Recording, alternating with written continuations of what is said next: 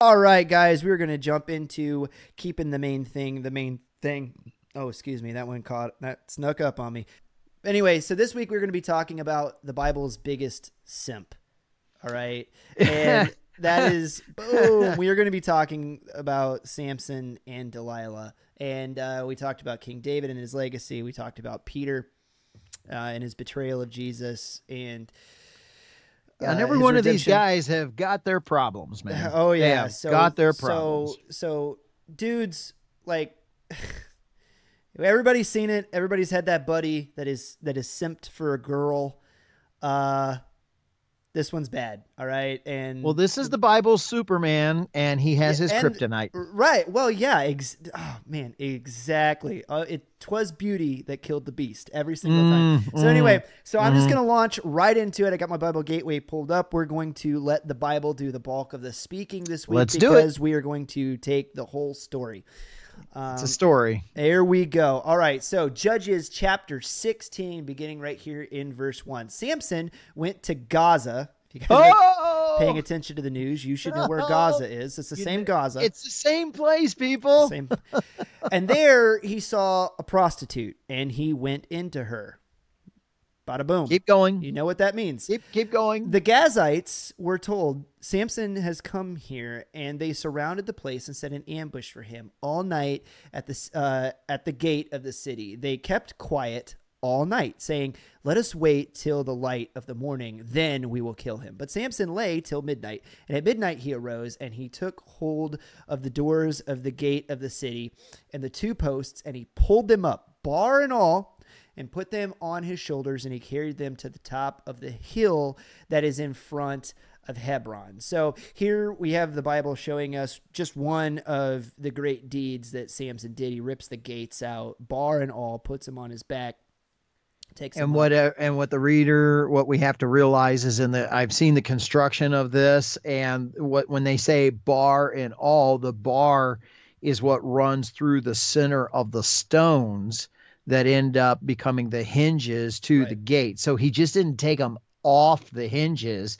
When he ripped it up, he ripped the bar out of the gate stone. Yeah, and took them up. And this isn't the only superhuman feat that people witness Samson do. He killed 1,000 men with 10,000.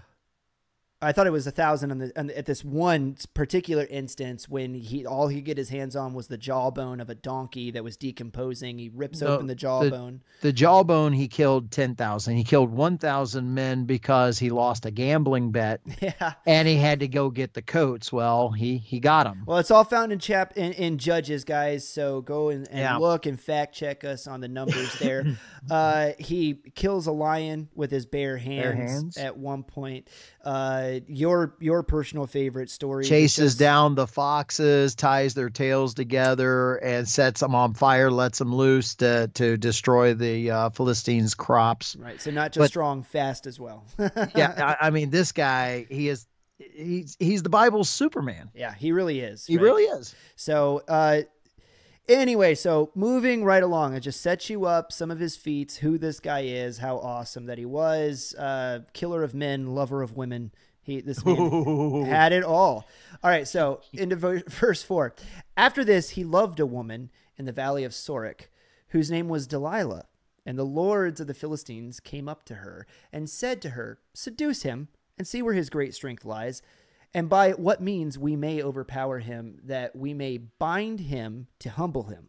And we will give you 1,100 pieces of silver. So Delilah said to Samson, please tell me where your great strength lies, and how you might be bound, that one could subdue you. What an odd thing to say.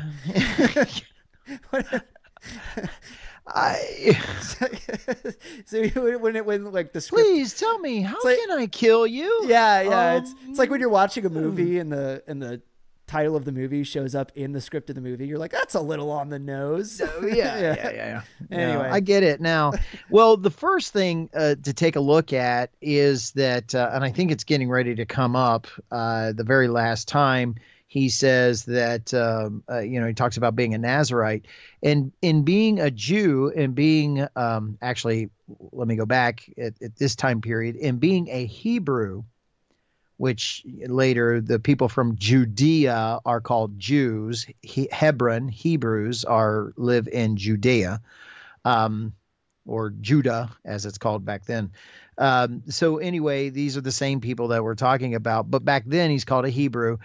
They are only supposed to get their mates from other Jewish families. Correct.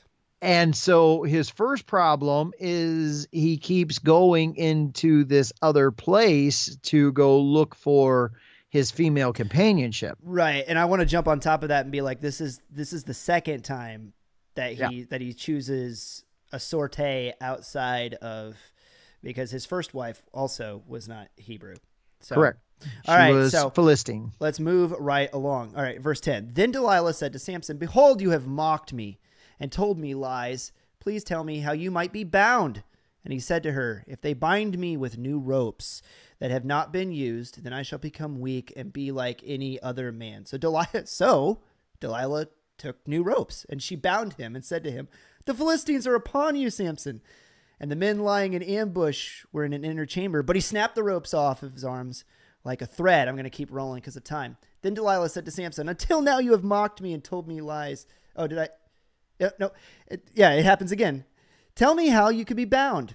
And he said to her, "If you weave 7 locks of my head with the web and fasten it tight with the pin, then I shall become weak like any other man."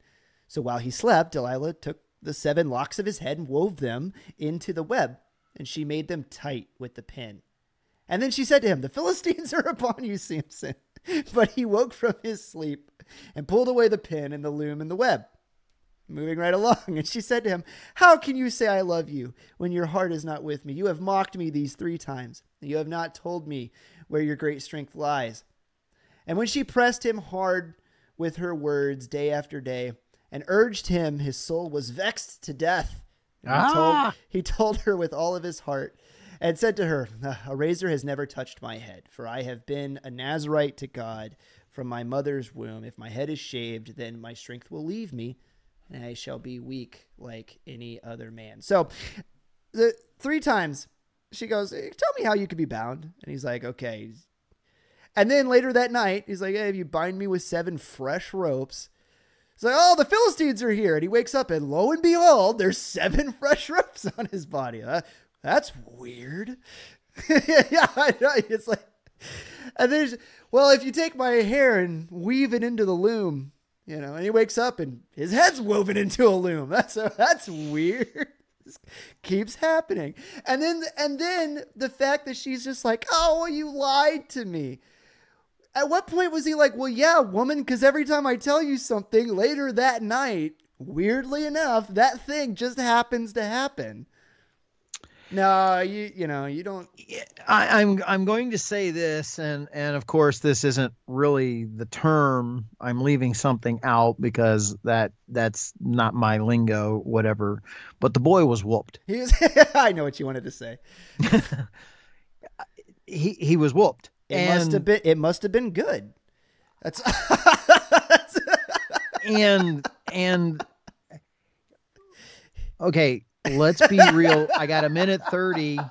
You're laughing, but I'm going to bring this down to real. You got that real life. You get that Philistine. that Philistine. Philistine. Yeah. There have been many of men. We started with David that has been ruined over sex and lust. Yeah, absolutely. And on top of that, it's a really good example of how a good partner will build you up. A bad partner will absolutely destroy you. You just used this term on me. Would you call that? The Michelangelo effect. And the reverse Michelangelo effect. You were just sharing this with me. Go ahead. Say it. You got 35 seconds. Well, it's the idea, the Michelangelo effect is like Michelangelo saw the statue inside of the marble and carved to bring it out. The Michelangelo effect is bringing out the best in another person, whereas the reverse Michelangelo effect is the exact opposite of bringing out the absolute worst attributes in another person and turning them into a worse version of themselves. That's where those two terms come from. So in this last 10 seconds, the idea of how powerful sex can be over a man, and what it can cause him to do, not to do, or how to blind him. Guys out there, how powerful have you been manipulated by sex and found yourself destroyed or in the midst of destruction because you were blinded because of the power of sex to what real truth was? Not even I'm real just sex, but that fake sex that you get online.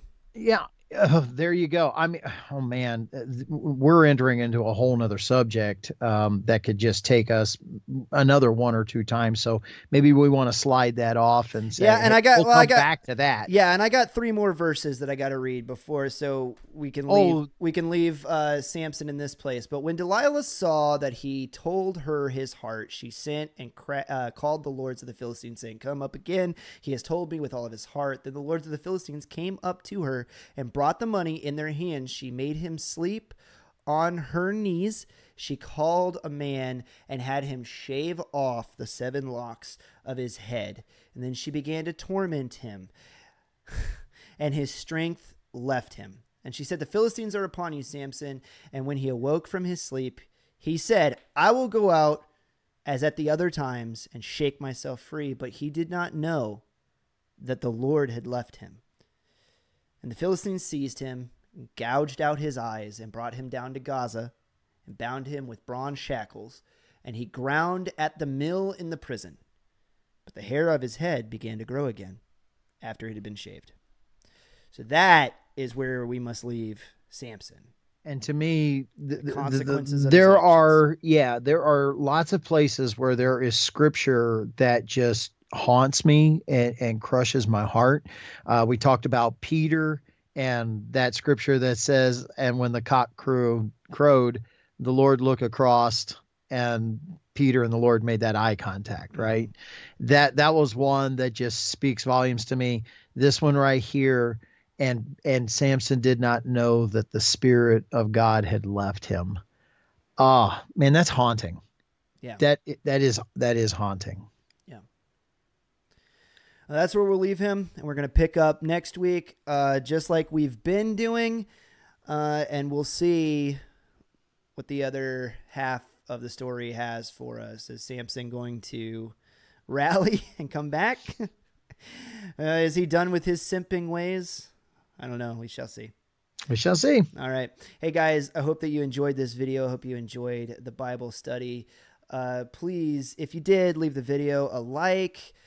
Make sure that you're getting subbed up. Give us a follow. The algorithms, they absolutely hate us. We talk about, Jesus way too much. They're not going to help us. The only way that we're going to grow is with your support. So please, if you can, share the video with a friend, and we'll catch you back here next week on the Common Freaking Sense podcast.